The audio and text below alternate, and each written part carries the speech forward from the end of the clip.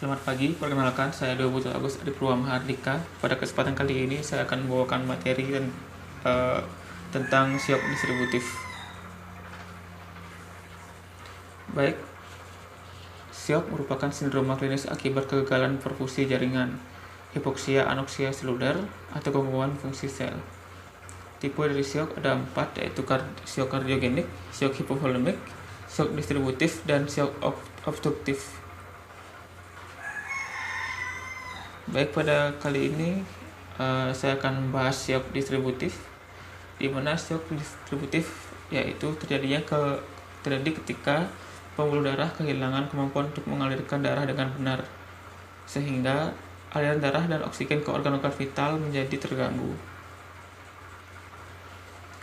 Ada beberapa stage atau tahapan syok, yaitu yang pertama ketika masih bisa dikompensasi atau compensated, yaitu fungsi organ masih bisa dipertahankan. Ketika diperiksa mungkin akan ditemukan takikardi, tapi respirasi rate masih normal, dan CRT 3 detik lebih sedetik dari CRT normal. Kemudian ada oligouri, agitasi, namun secara keseluruhan seperti blood pressure masih normal. Kemudian ketika sampai di fase uncompensated, yaitu sudah ada end organ dysfunction dan microvascular failure, yaitu akan ditemukan super takikardi, taki penuh, CRT bisa melebihi 4 detik, anurik, konfusi atau koma, dan tekanan darah menurun. Dan fase berikutnya yaitu irreversible, ketika sudah ditemukan end organ cellular death. Temuan fisiknya bisa bradikardi, taki penuh atau bahkan apenu, capillary refill time lebih dari 4, anurik, confusion atau koma, dan tekanan darah menurun. Jadi bedanya dia sudah masuk ke fase bradikardi. Baik, berikut adalah contoh atau beberapa patogenesis dan komplikasi dari distributif syok atau syok distributif. Ada banyak patogenesisnya atau patofisiologinya. Ada pankreatitis, sepsis, dan anafilaksis yang nanti mekanismenya akan sama. Kemudian ada vasodilator drug, ada gagal fungsi hati, adanya adrenal insufficiency, dan ada neurogenic shock, di mana ini terjadi ketika ada cedera di C atau T-spine bagian atas. Pertama kita akan bahas dari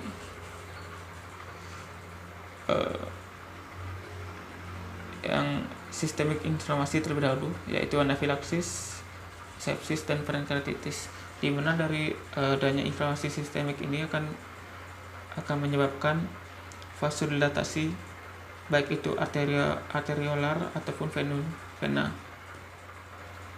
Kemudian dari sistemik inflamasi ini akan menyebabkan meningkatnya permeabilitas dari pembuluh darah, sehingga akan ada fluid leak keluar dari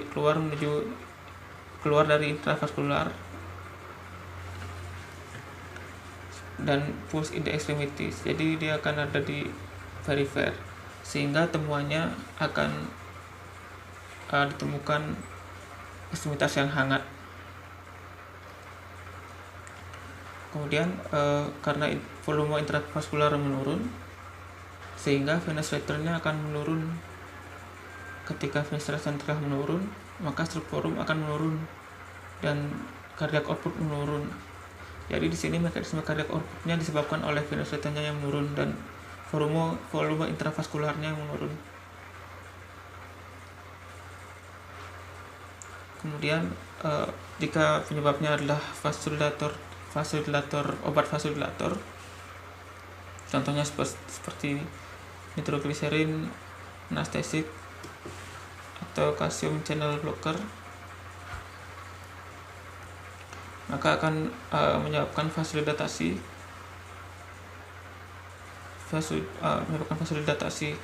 Dan untuk penyebab dari liver gagal fungsi hatinya itu ketika fungsi hatinya menurun, maka hati gagal untuk menurunkan molekul vasodilatasi sehingga terjadi vasodilatasi. Kemudian jika untuk patogenesis adrenal insufisiensinya adanya penurunan kortisol sehingga penurunan kemampuan untuk menciptakan vasokonstriksi pada pembuluh darah yang ujungnya terjadi vasodilatasi juga. Kemudian pada shock neurogenik ada cedera di C dan upper T spine sehingga saraf simpatetik hubungan antara saraf simpatetik akan terganggu jika cederanya itu ada di atas T4, maka akan mengganggu nervus vagal dan heart rate akan menjadi tidak sinkron. Dalam hal ini dia akan menjadi lebih bradikardi, sehingga bradikardi biasanya hanya ditemukan pada neurogenic shock. Kemudian jika simpatetiknya kontraksi dari simpatetiknya menurun sehingga otot-otot polos di sekitar pembuluh darah juga akan menurun kontraksinya sehingga terjadilah vasodilatasi. Jadi secara garis besar dari banyak penyebab di atas, ujung-ujungnya yaitu patofisiologi utamanya adalah terjadinya vasodilatasi, di mana vasodilatasi ini juga nanti akan menyebabkan atau salah satu penyebab ketidakmampuan pembuluh darah untuk mengantarkan darah dengan benar. Jika dihubungkan dengan shock adalah seperti tadi ada kegagalan fungsi jaringan, baik apapun penyebabnya. Kalau untuk di sini kita harus pikirkan distributive shock. Tekanan darah adalah cardiac output dikali dengan systemic vascular resistance, sehingga jika vascular resistance-nya turun, maka blood pressure juga akan turun. Seperti contohnya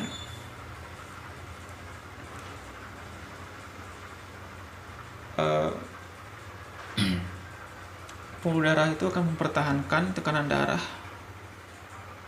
saat tidak ada denyut atau saat diastole, saat tidak berdenyut atau saat diastole, sehingga namun jantung masih memompa dengan sebagaimana mestinya pada fase awal, sehingga mungkin pada keadaan distributive shock akan ditemukan istilah bounding pulseless, yaitu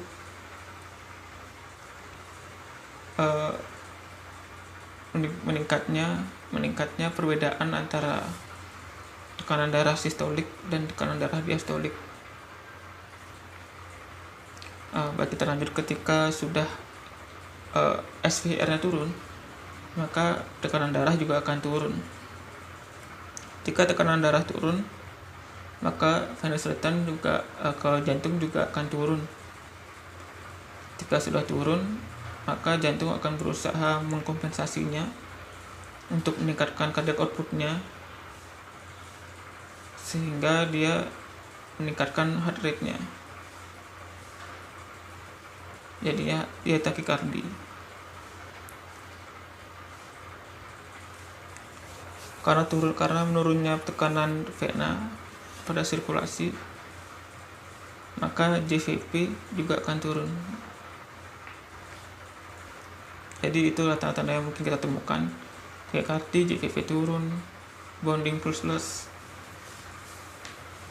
Dan jika pada sepsis sendiri akan ketemu warm pada akralnya, dimana biasanya pada shock seperti shock hipovolemik itu akan ditemukan akral dingin, namun untuk shock jenis ini ada kemungkinan ketemu hangat pada ekstremitasnya atau pada akralnya. Kemudian ketika dia memang neurogenik, maka akan ada kemungkinan kita menemukan adanya bradikardi di awal, di mana kondisinya masih fase awal, namun sudah ketemu bradikardi. Oke, kita lanjutkan ketika sudah turun tekanan darahnya sehingga adanya gangguan perfusi ke organ-organ penting. Contohnya organ penting tersebut yaitu otak, jantung, ginjal, dan jaringan tubuh lainnya. Di organ penting itu jika brain atau otak mengalami kekurangan perfusi, maka akan terjadi cerebral hypoxia, di mana ini akan berujung pada progressive loss of consciousness atau penurunan level kesadaran.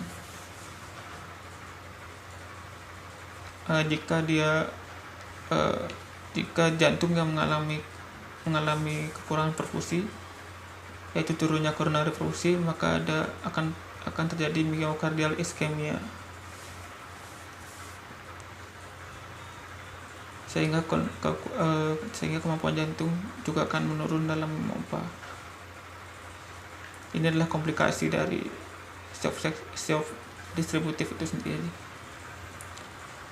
Jika ginjal yang mengalami insufisiensi perfusi atau perfusi yang terganggu, maka aliran darah ke ginjal akan berkurang dan adanya renal ischemia dan terjadinya renal failure. Oleh karena itu juga akan dikompensasi dengan turunnya GFR. Turunnya GFR akan menyebabkan oligouria dan naiknya kreatinin, sehingga pada nanti ketika dicek lab akan mendapatkan hasil kreatininnya naik, namun oligouria itu urinya sedikit. Itu untuk organ-organ penting yang akan terpengaruh oleh keadaan ini. Untuk jaringan tubuh lainnya, asam laktat akan diproduksi oleh karena tidak adekuatnya hantaran oksigen ke jaringan.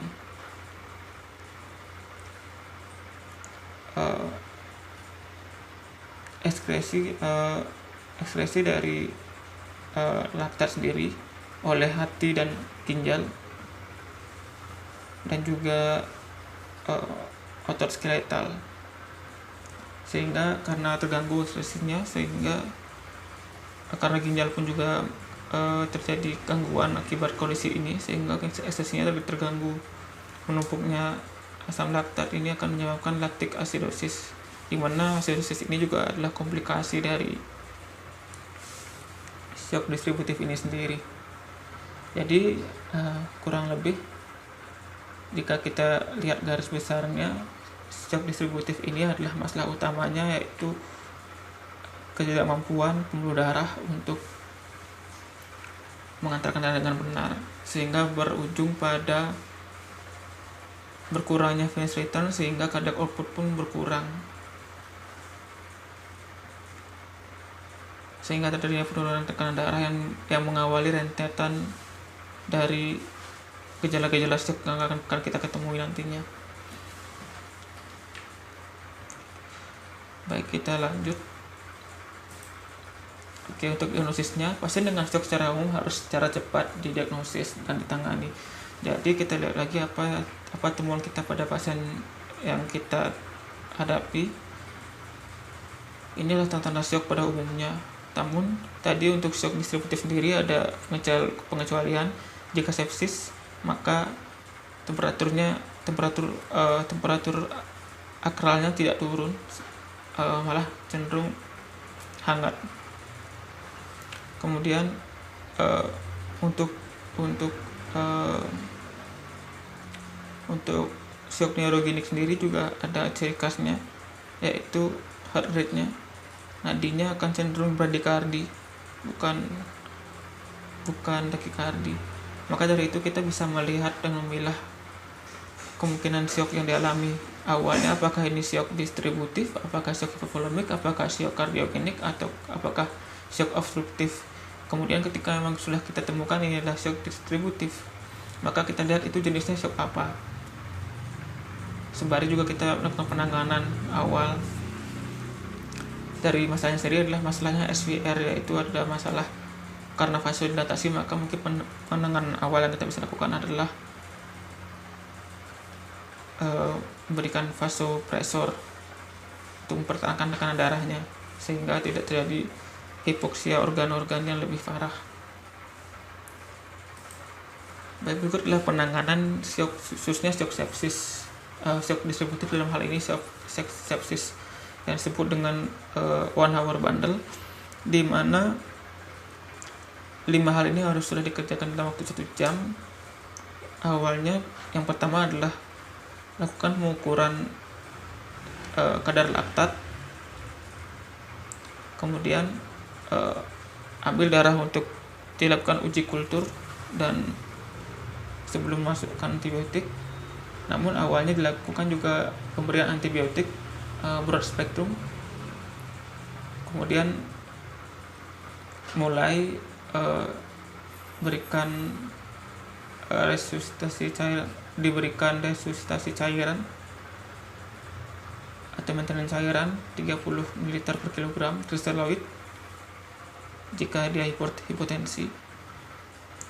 Untuk mempertahankan tekanan darahnya diberikan juga vasopresor jika dia hipotensi, dan pertahankan tekanan darah atau MAP, mean arterial pressure-nya tetap di atas 65 mm Hg sembari menunggu hasil pengetesan yang lainnya.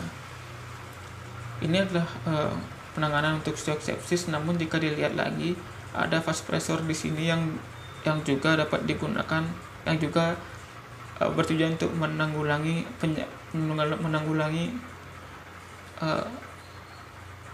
penyebab awal terjadinya syok tersebut, yaitu vasodilatasi, dan mempertahankan keadaan tekanan darah sehingga tidak terjadi hipoksia jaringan atau organ-organ yang lebih parah lagi. Baik, sekian penjelasan saya tentang syok distributif. Semoga bermanfaat. Terima kasih.